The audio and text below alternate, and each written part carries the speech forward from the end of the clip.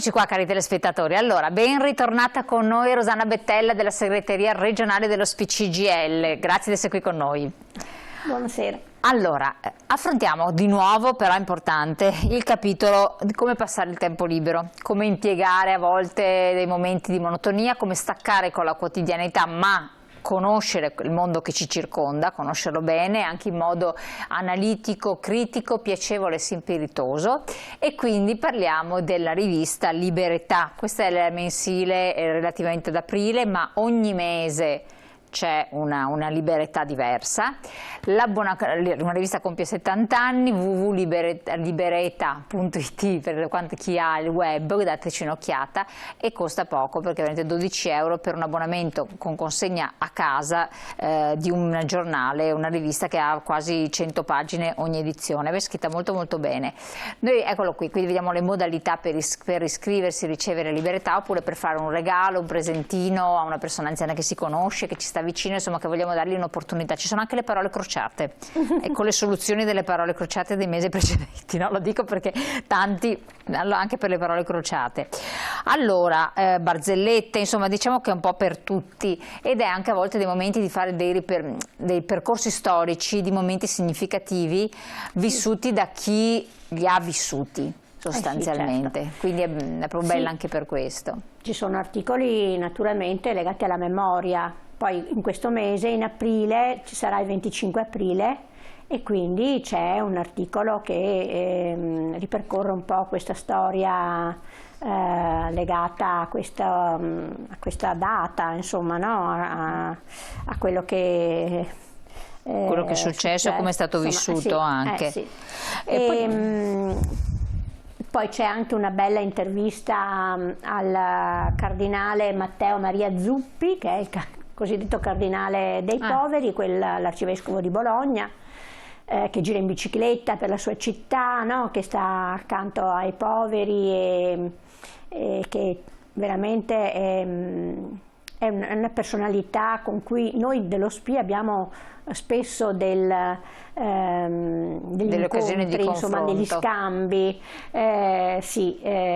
perché lui è davvero vicino alle persone più fragili, alle persone più in difficoltà, e quindi da ammirare assolutamente. Poi c'è per esempio un'altra rivista, un altro inserto, è La cucina come terapia.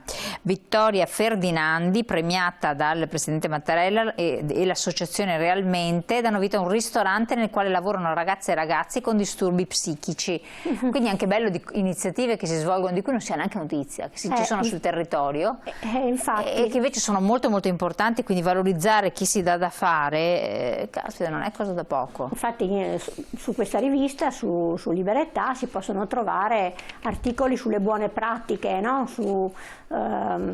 Quindi pratiche positive che avvengono nei vari territori del nostro paese.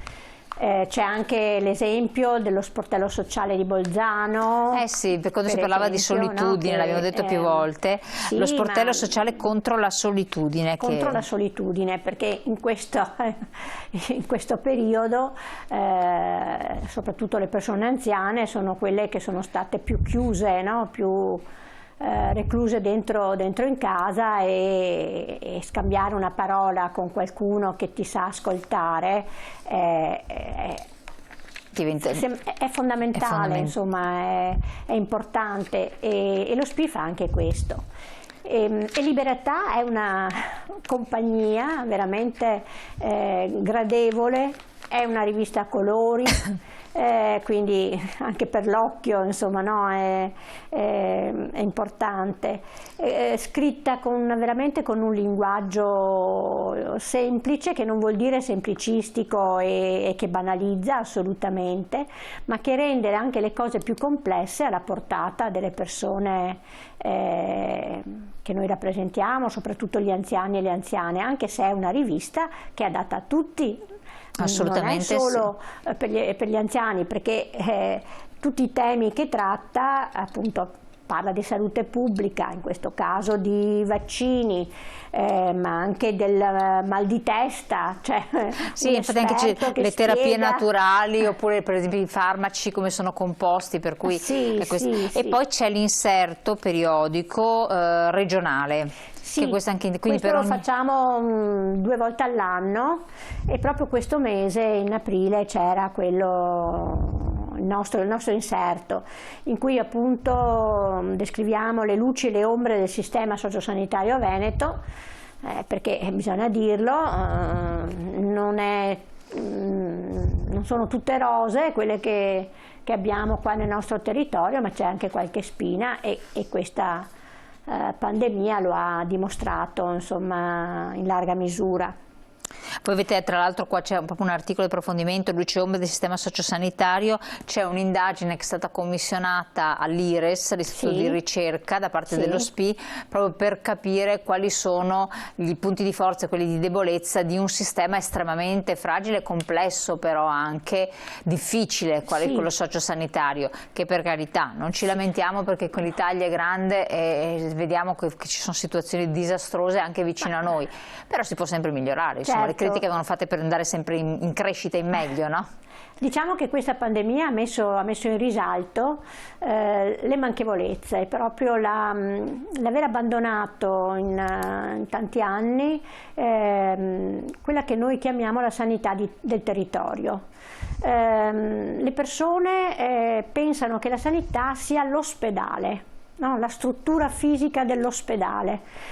Ma l'ospedale è là dove si va solo a curare l'acuzie, quando la malattia è molto grave.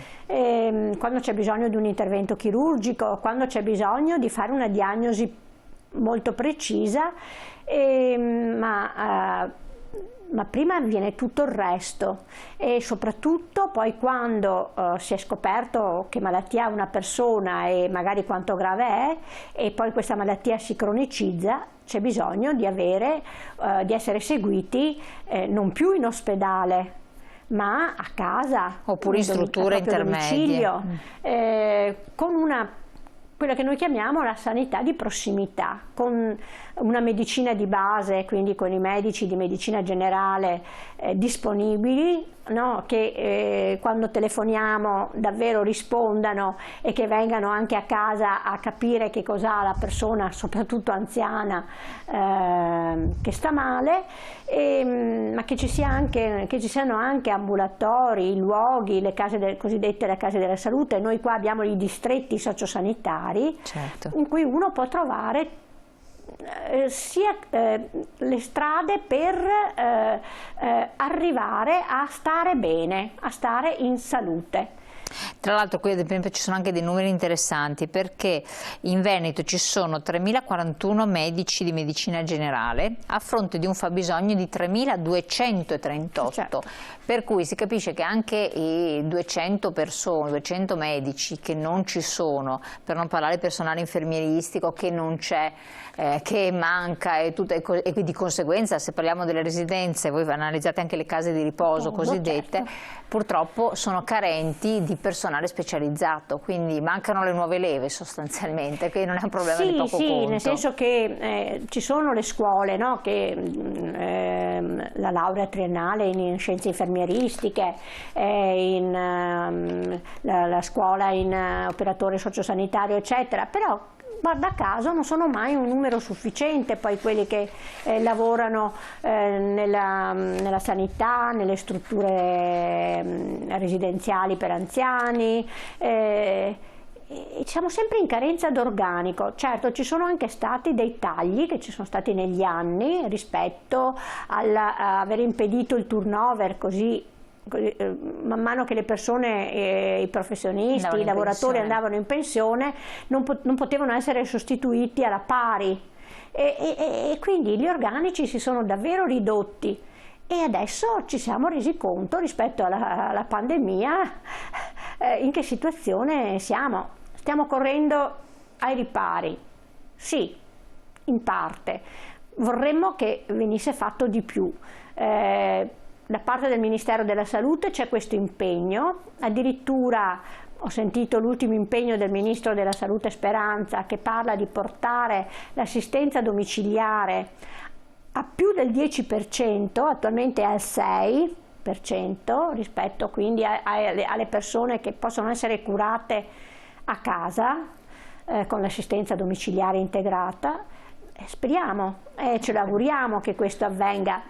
Basta che non venga scaricato tutto sulle famiglie, che sì, perché allora è tanto semplice. Attualmente sì, sono seguite, ma per pochissimo tempo, no? Magari mezz'ora alla settimana, e non è certo questa la risposta che tante famiglie si aspettano per le persone non autosufficienti. Noi come sindacato stiamo chiedendo, non so da quanti anni, una legge per la non autosufficienza a livello nazionale. C'è stato un incontro anche recentemente a livello nazionale, governativo. Speriamo bene, noi continuiamo a insistere e anzi, se non andrà a buon fine, spero che venga il tempo anche di una mobilitazione, insomma, vera nelle piazze come eravamo abituati a fare. Assolutamente. Tutto questo su Liberetà viene approfondito. Un altro capitolo che è affrontato, ne abbiamo parlato anche noi in trasmissione, è quello delle truffe, raggiri, di tutto e di più che vengono commessi soprattutto a danno di persone anziane che magari ci si fidano, che così anche per a volte ingenuità, a volte non conoscenza, o uno va a pensare che il mondo fuori sia sempre cattivo, ma di fatto è così, ne approfittano, e quindi dei suggerimenti, dei consigli, una casistica della Polizia di Stato che più volte collabora anche con voi, no? Anche il sindacato della Polizia. Sì, sì, il sindacato Polizia veramente collaboriamo in maniera stretta. Noi abbiamo come CGIL proprio una sezione, il SILP CGIL dei lavoratori della Polizia, e con loro abbiamo fatto molti interventi nelle scuole, per esempio, anche con i ragazzi, ma anche e soprattutto con i nostri anziani, per dare indicazioni, consigli, di non fidarsi troppo, no? Ad aprire la porta a persone che veramente approfittano in maniera assolutamente vergognosa della voglia di entrare in rapporto, no? Della buona fede degli altri, di parlare con qualcuno, no? che hanno gli anziani, e vanno a toccare corde anche affettive veramente importanti, spacciandosi per amici dei nipoti, dei figli, e quant'altro.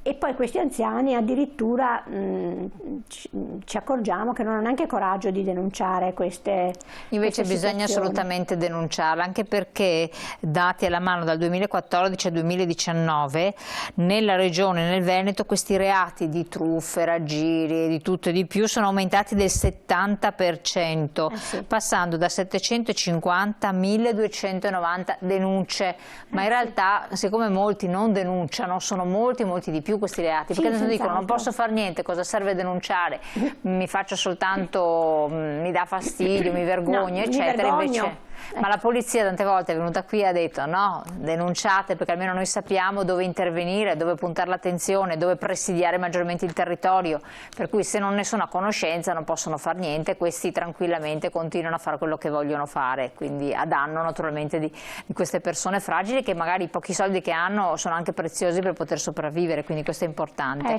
E quindi istruzioni per l'uso sempre su Liberetà.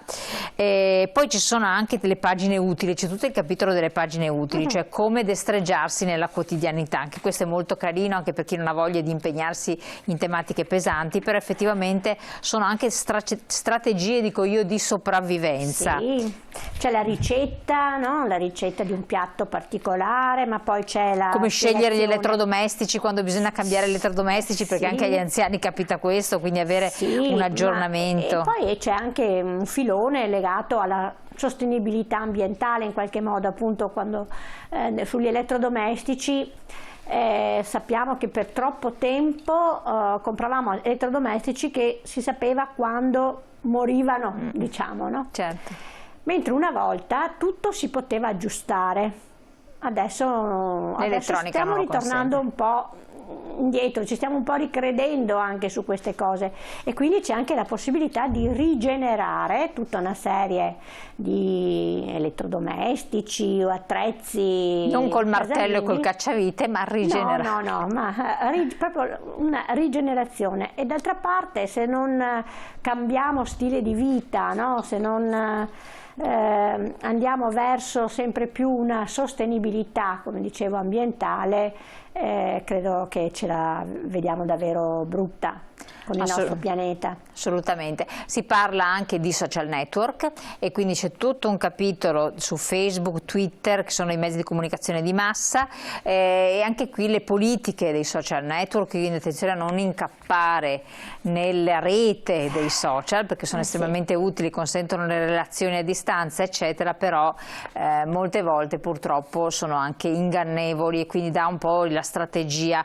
E le censure, parla anche di censure, perché anche questo è importante ricordarlo, ci sono delle zone di censura.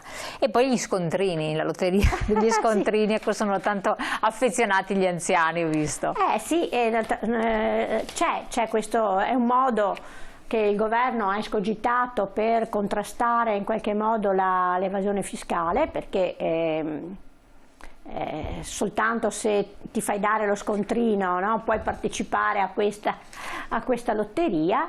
Vediamo che effetti avrà, quindi qua spiega un attimo come funziona sostanzialmente partecipare, e questo anche un anziano, insomma, può farlo. Altro capitolo, gli anziani nel mondo, quindi il paradosso europeo, qui degli over 65, va bene la salute tutto sommato, ma veramente il morale è bassissimo. E quindi ci si ammala anche perché non si reagisce nel modo migliore a tutte queste situazioni anche di costrizione e di chiusura. C'è chi dice che sono più resilienti gli anziani, chi dice che sono più resilienti i giovani. Io, secondo me tutti e due non stanno né l'uno né l'altro, né chi sta in mezzo sta bene purtroppo in questa situazione. Quindi hanno delle analisi e anche dei modi come affrontare al meglio. Poi si parla di appunto il mal di testa, il famoso cerchio alla testa, quindi anche il parere medico, come affrontare la cefalea, di cui molti soffrono purtroppo. E c'è un'intervista a un professore universitario docente di neurologia dell'Università di Pavia, che si occupa di studiare, proprio il presidente della Federazione Europea delle Cefalee, che dà degli aiuti e dei suggerimenti. Insomma, io ho detto solo alcune delle cose perché ce ne sono veramente tantissime. Poi da ultimo, ricette, cibi utili che fanno bene, il frutto che viene da lontano che fa benissimo, vabbè, dovete prendervela. Allora, anche dove andare a fare una gita, oppure suggerimenti di viaggi, passatempi. Anche se adesso viaggiare è un po' difficile, però insomma tante soluzioni. E allora ecco qua vedete la modalità, siamo in chiusura, 12 euro per un abbonamento di un anno, una rivista di circa 100 pagine al mese, sempre diversa, sempre aggiornata. Si può fare anche un bel regalo, come diceva Rosanna Bettella sempre.